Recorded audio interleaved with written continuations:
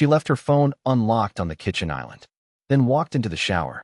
Hot water, closed door, speaker blasting some sad indie playlist like she was in a movie about herself. I didn't plan to look, but I did. And that was the last morning I ever made 2 cups of coffee. Let me be clear, I wasn't snooping. I was grabbing my keys. I wasn't looking for anything. I wasn't paranoid. I wasn't jealous. I wasn't insecure. But her phone lit up, and my entire body just reacted. I still don't know why I tapped it, but I remember my thumb shaking. There it was. The lock screen notification. A text from a contact named simply, "Don't. Last night" doesn't need to mean anything, unless you want it to. I read it 3 times. I stood there, in mismatched socks, staring at those words like they were written in a language my brain refused to translate. And still, I didn't panic. I didn't throw the phone. I didn't storm into the bathroom and demand an explanation. I just set it back down, exactly where she left it. And I walked outside. My car keys were still in my hand, but I didn't get in the car. I sat on the front steps. It was cold. My dog came and sat next to me like he knew something cracked in the universe. Now here's the thing about betrayal. It doesn't punch you in the face. It doesn't scream. It whispers. Soft. Slippery. Logical. You start asking yourself ridiculous things like, what if it's a misunderstanding? Maybe it's an old friend. Maybe it's code for something.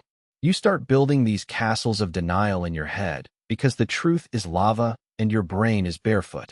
She came out 20 minutes later, towel on her head, smile on her face. I smiled back. Fake. Wide. Polished. We had breakfast like nothing happened. She even laughed at something I said. I don't remember what it was, but I remember thinking, wow, she can do this. She can lie while buttering toast. Later that day, she told me she wanted to talk. I knew what was coming, or I thought I did, but what she said wasn't. I made a mistake. It was, I feel like I'm outgrowing this version of us. Outgrowing.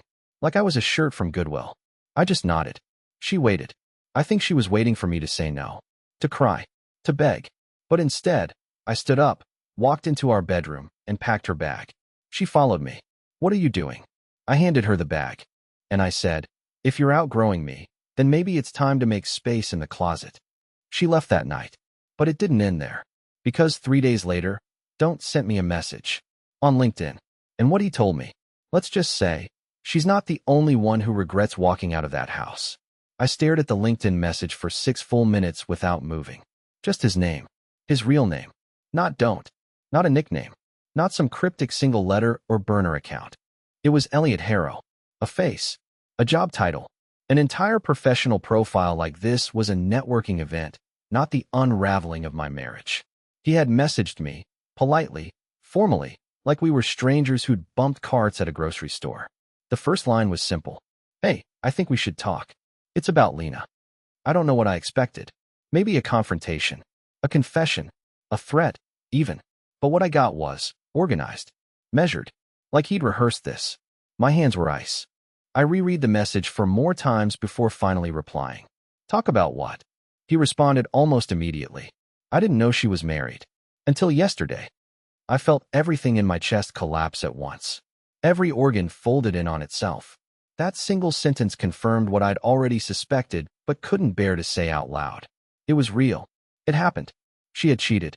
Not emotionally. Not in theory. Not maybe. Physically. Fully. Silently.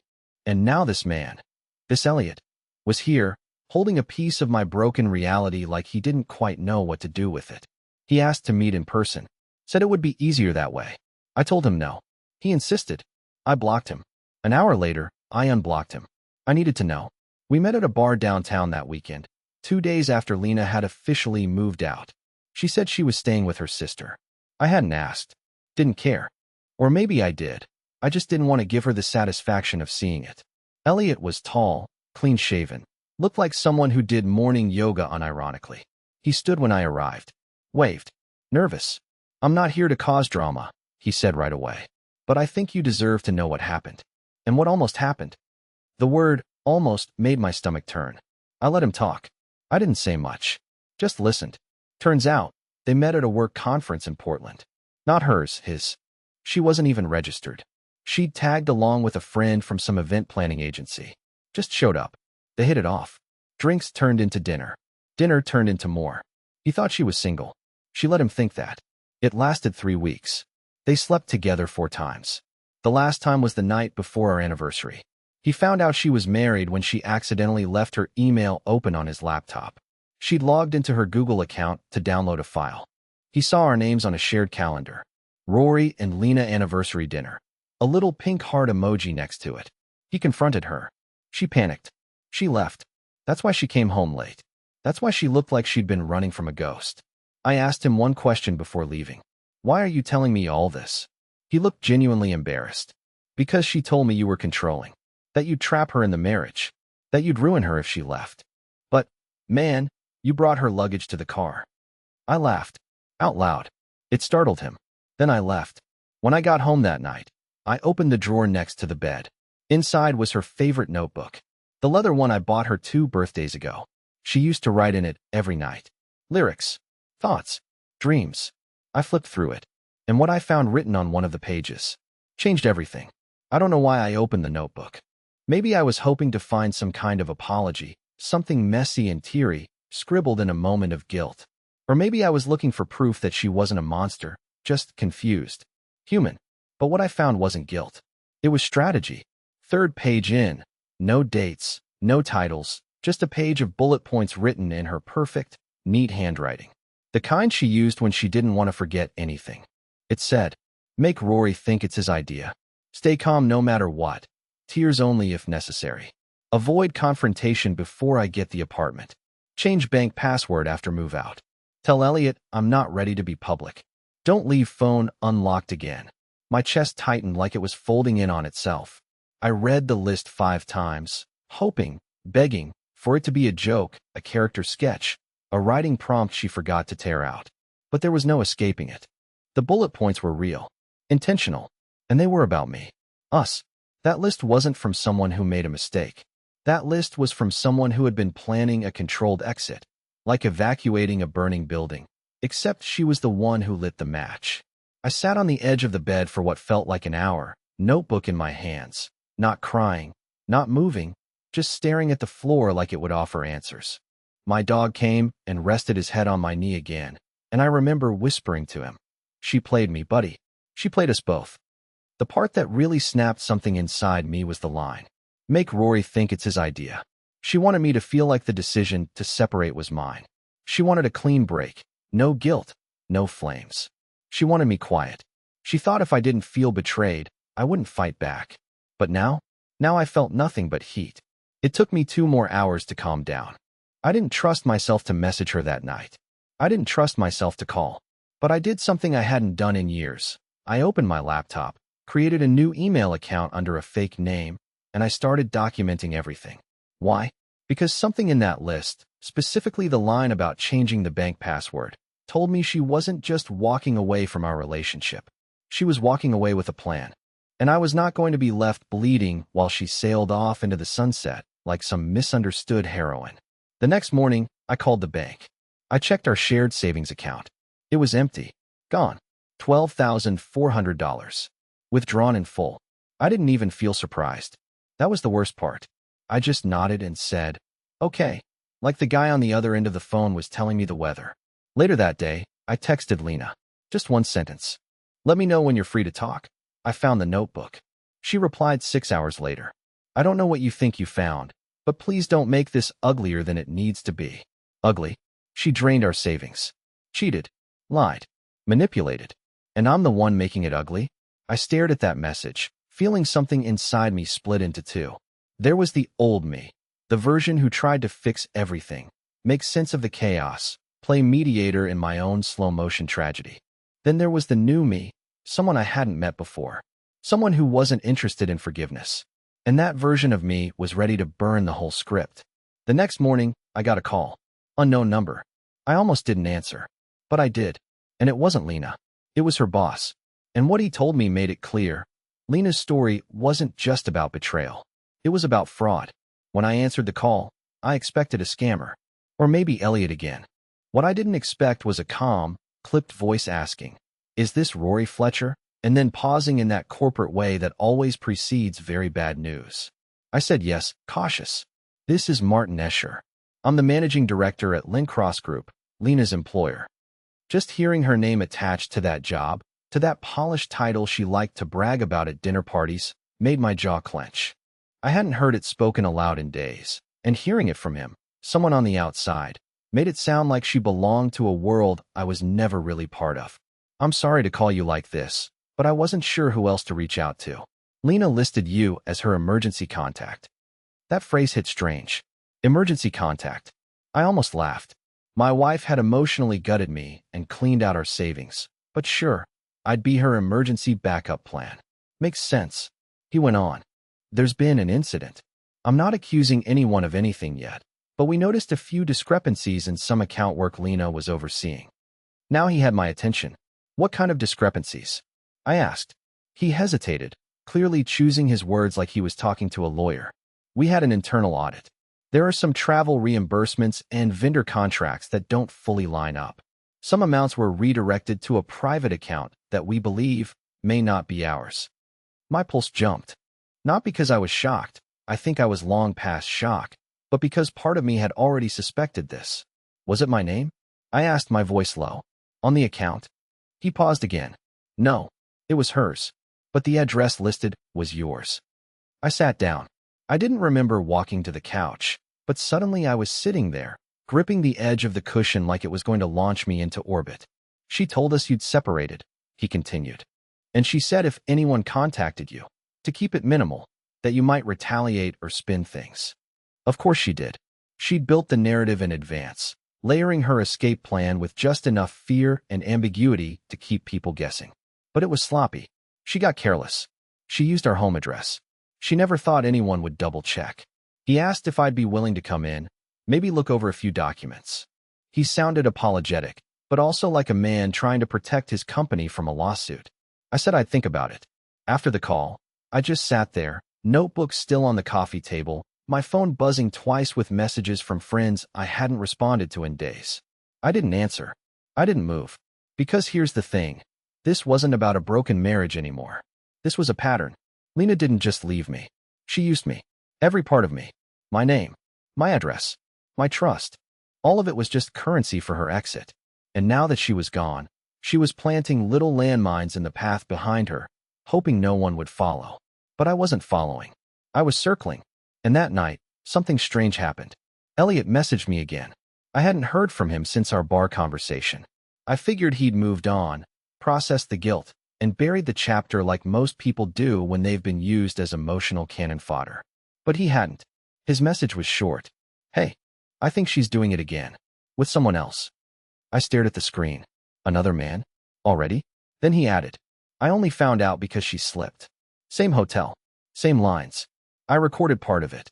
I can send it. And for the first time since Lena walked out, I felt something that wasn't pain. I felt leverage. But I didn't respond. Not yet. Instead, I went into the bedroom, opened the closet, and pulled down the old storage box labeled tax stuff. Inside were documents, receipts, backup drives, and one sealed manila envelope I hadn't seen in years. It was from Lena. She gave it to me the year we got married. Inside was a copy of her prenup agreement, one she had insisted we draft, just in case.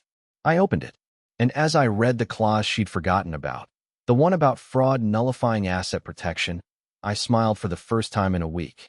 She'd planned every move, but she forgot the fine print. The thing about Lena is that she always assumed I was passive. That was her favorite word for me in arguments. You're just so passive, Rory. You never do anything. You just let life happen to you. And for a long time, maybe she was right. I played it safe. I avoided conflict. I believed that if you treated people well, they'd return the favor. But she didn't realize something crucial. Passive doesn't mean blind. It doesn't mean stupid. It means patient. And I had been patient for 9 years. That prenup she pushed for in our 3rd year together, she framed it like a formality. Just paperwork, she said. Neither of us are rich. But it's smart to protect ourselves in case one of us makes it big. I had barely read it. I trusted her. She'd even typed it herself. We printed it, signed it at the county clerk's office, and forgot it existed. But now, rereading it with eyes no longer dulled by love, I noticed something she must have forgotten. A clause buried near the bottom, under the financial disclosures section. It stated that any attempt by either party to conceal, misuse, or misappropriate shared funds would render the agreement void, making all property subject to standard marital division. And just like that, her perfect little escape plan, the new apartment, the secret bank transfer, the lie to her employer, all of it became ammunition. I didn't sleep that night. Instead, I made a pot of coffee at 1:30 a.m. and spread out every financial document I could find across the dining table. Old credit card statements, joint tax returns, utility bills, digital bank statements. I color-coded them, cross-referenced them with dates, highlighted anything that looked suspicious. I even started a spreadsheet. That's how you know things are serious, when an emotionally devastated man opens Excel voluntarily. By sunrise, I had found over $3,000 in purchases she had made in the last 2 months alone using our joint card. Flights, hotel bookings, Uber rides from places she never mentioned. Some of the charges were in Portland. Some were in Seattle, just blocks from her office, for places I'd never been invited to. One was a restaurant I recognized from Elliot's LinkedIn bio. He had once posted a photo from a client dinner there. The same night Lena told me she was working late. I documented everything. The next step wasn't emotional. It wasn't loud or dramatic. It was legal. That morning, I called a divorce attorney. I didn't go for someone soft. I called the sharpest, most aggressive name in the Seattle area. A woman named Ava Holmstrom who had a reputation for dismantling high-conflict cases with surgical precision. Her website proudly featured the phrase, "Protect what's yours. Tear down what isn't." We met the following afternoon. Her office had no family photos, just steel furniture and a framed court summons hung like a trophy. I showed her everything. The notebook, the drained account, the text messages, and, finally, the prenup. She took one look at the clause and smirked. "Oh, honey," she said. "She's toast." That was the first time I felt something close to peace. I didn't want revenge. I still don't think I do. But I wanted clarity. Consequences. Some sort of balance in a world that felt like it had tilted entirely in Lena's favor for far too long. Ava wasted no time. That same day, she filed a motion to freeze our joint assets and submitted a request for a forensic audit of our marital finances. It wasn't just about what Lena took. It was about where it went. If any of it was tied to personal gain during an active marriage, it was technically community property. And since Lena's name was on every withdrawal, she had to account for every cent. Later that night, Lena called me. First time in days. I didn't answer.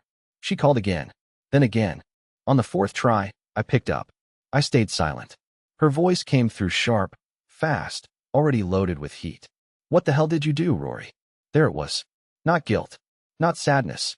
Just panic that her perfect exit strategy was unraveling. "You broke the contract," I said. "I'm just letting it respond. You really want to drag this through the courts? After everything we've been through?" I couldn't help but laugh.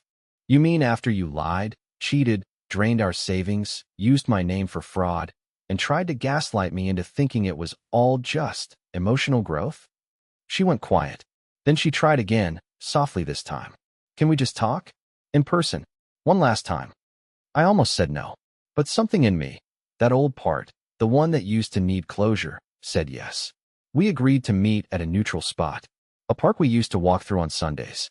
It was public, safe, familiar. She wanted control again.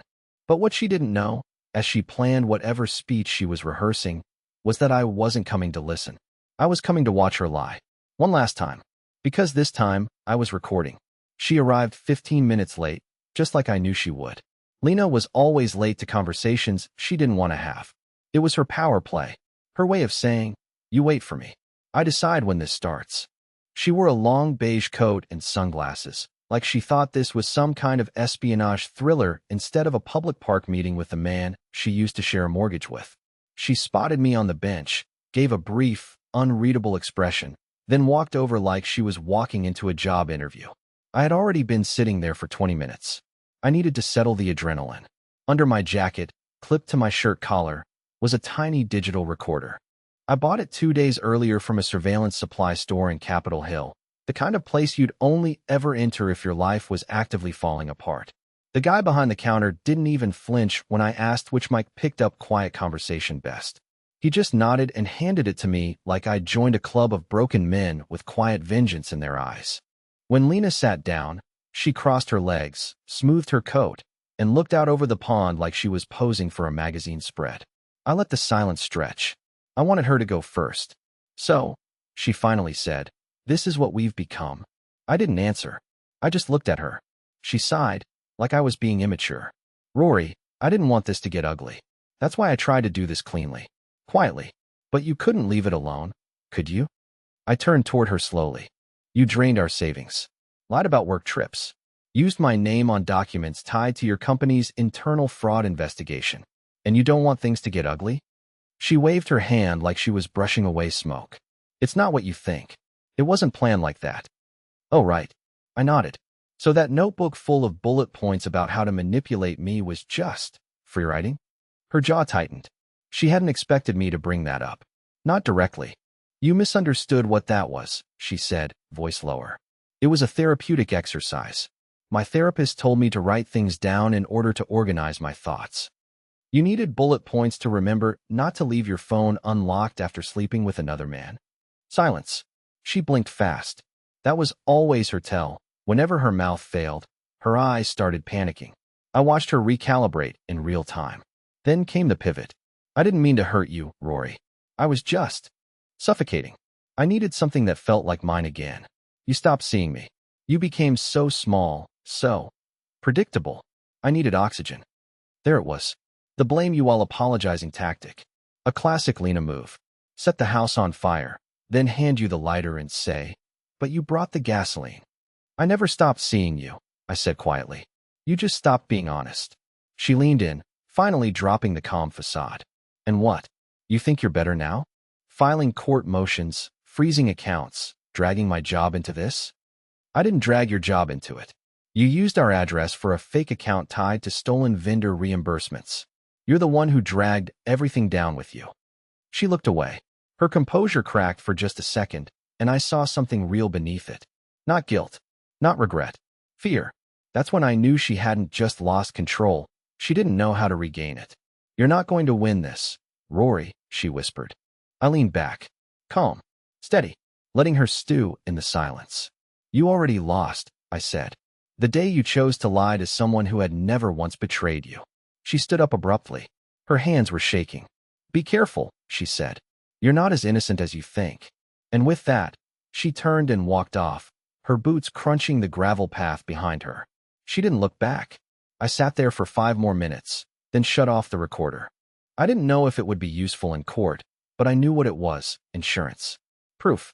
Documentation of a person whose carefully curated version of herself was starting to crack under the weight of exposure. When I got home that night, I emailed the recording to Ava, my attorney, with a short note. "She's spiraling. Use this if it helps." Ava responded 10 minutes later. "It will. Also, I heard from Lencross HR. There's more." I blinked. "More?"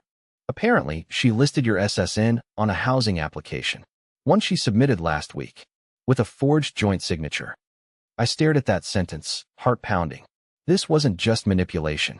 It was identity theft. I didn't respond to Ava right away. I just stared at the email, rereading that last line. She listed your SSN on a housing application. It felt like being kicked in the chest by someone who used to sleep beside you. For days I'd been trying to keep the moral high ground, thinking maybe I was just reacting too strongly. Maybe I was over-dramatizing things. But no, this wasn't a mistake. This was criminal. And the most terrifying part? She had my signature on the documents. I hadn't signed anything in weeks. Not digitally, not physically, but according to Lencross HR, they had a scanned lease agreement for a new apartment under both our names, signed and dated just 4 days ago, long after she'd moved out. I called Ava. She picked up instantly. "We need to escalate," she said before I could speak. "This isn't just fraud. This could put you in legal jeopardy if anything goes wrong with that lease. Missed payments, property damage, even eviction. Your name is on it, and landlords won't care whose signature was forged." I felt a chill run down my arms. "What do we do?" "I've already spoken to a forensic signature expert. We'll subpoena the original lease file. But in the meantime, I need you to file a police report." Those words didn't even feel real. Police report. For my wife. I had never been inside a police station for anything more serious than renewing my parking permit. Now I was walking in with a folder full of emails, documents, audio files and screenshots of conversations where Lena was slowly, methodically pulling my life apart like threads from a sweater. The officer at the front desk took my statement. His eyebrows rose at certain moments, especially when I explained the fake lease and identity theft, but he didn't interrupt, just nodded slowly, tapping notes into a terminal. "I'm going to be honest," he said finally. "Most people don't show up with this level of documentation. If half of what you're saying is accurate, she's in serious trouble." I signed the report. Case number. Paperwork. More silence. When I got home, I expected to collapse from emotional exhaustion, but I couldn't rest. Something in me was buzzing, alert, wide awake, not with fear, but with clarity. For the first time in weeks, I wasn't reacting to her. I was building something against her. The next day, I got a call from Elliot. I almost didn't answer. I figured his part in this story was finished, but curiosity got the better of me. He didn't even greet me. "She showed up at my place last night," he said. I sat down. She was crying. "She said you were destroying her life, that you were manipulating her, that none of this was her fault. She said you forged the notebook, that it wasn't hers, that you planted it." I closed my eyes. Of course she did. "She tried to get me to testify," he continued. "Said if this went legal, she'd need someone to vouch for her." "Did you agree?" He hesitated. "I didn't say anything, but I recorded her. I thought you should have it." An hour later, the audio file landed in my inbox. I played it with headphones on, hands shaking, not from fear this time, but from anger that still hadn't run dry. Her voice was distorted through his phone mic, but her words were crystal clear. "He's making me look insane. He's smarter than he pretends. I thought he'd collapse after I left. I thought he'd just cry and move on, but he's documenting everything. He's weaponizing the truth. If you don't help me, I'm screwed." That was the moment I knew she wasn't trying to win. She was trying not to lose. There's a difference. Winning means proving you're right. Not losing means dragging everyone else down with you until nobody remembers who started the fire. I sent the recording to Ava. She responded within the hour. "Emergency hearing scheduled for Monday. We're going after her hard." But Ava added one more thing. She reached out to my office. "She's trying to delay the divorce proceedings. She wants mediation." I blinked. Mediation? After everything? I asked why. Ava's reply was blunt. "She says she's pregnant." I dropped the phone, not because I believed it, but because for the first time since this started, I couldn't tell if she was lying. Pregnant. That one word sat on the table like a loaded gun. Ava didn't say much more. Just that Lena had filed a request to delay the divorce hearing on personal health grounds, and that her legal team was floating the possibility of pregnancy, strategically, of course. No medical documentation. No dates. No confirmation of paternity. "I've seen this move before," Ava said over the phone, cool and precise. It's desperation wrapped in sentiment.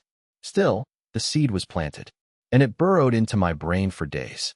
I didn't sleep much that week. I kept imagining a future where Lena showed up in court with a bump, holding a narrative I couldn't disprove. I knew her. She would weaponize sympathy, play the part, cry on cue. She didn't need to be believed by everyone, just by enough people to stall everything until I broke under pressure. But this time, I wasn't playing defense anymore. I called Ava and told her I wanted a private DNA test arranged, under strict legal supervision, once Lena formally claimed the pregnancy. If she refused, we'd file for sanctions. If she agreed, and it wasn't mine, the whole thing would collapse. But the test never happened, because a week later, Lena withdrew the claim. No pregnancy, no explanation, just a quiet cancellation of her request for mediation. Ava suspected her bluff got called, either by us, or maybe even by someone on her own legal team who didn't want to risk their license for a fraud. That was the beginning of the end. The divorce proceeded. Fast, decisive, brutal, on paper. Ava filed a motion to dissolve the prenup based on documented financial misconduct, and the judge upheld it. Lena was required to return half the money she took, and since she'd already spent most of it, the court ordered wage garnishment. She lost her job shortly after that, courtesy of her boss discovering the forged vendor records and the falsified signature tied to the apartment lease. There were whispers of criminal charges, but I didn't press them. Not because I was afraid, but because I didn't want her having any excuse to stay in my life a minute longer than necessary. 3 months later, it was over. Legally, emotionally, fully. And here's the part one didn't expect. I got better. Slowly, quietly, in ways that didn't involve revenge or pettiness or overexposure. I started waking up without that weight in my chest. I started cooking again, not cinnamon rolls, not yet, but pancakes and omelets and Sunday chili. I started walking my dog longer each evening, letting him choose the route. I deleted all the recordings, closed the shared cloud folder, and cleared out the spare room that had once held her boxes. And I breathed. There were no big Hollywood moments. No new love interest, no grand epiphany. Just quiet days that didn't hurt.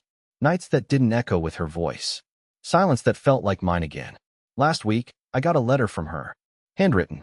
No return address. I didn't open it. I dropped it into the shredder without reading a single word. Not out of anger, but because her chapter was over, and mine had already begun again. I'm not the man I was before her, but I'm not the man she tried to leave behind either. I'm better. And if you're reading this, wondering if it gets better after betrayal, after identity theft, after emotional war waged by someone who once held your heart like it was something delicate, let me say this. It does. Not immediately, not perfectly, but piece by piece, you come back to yourself. And when you do, you never let anyone write your story for you again. The end.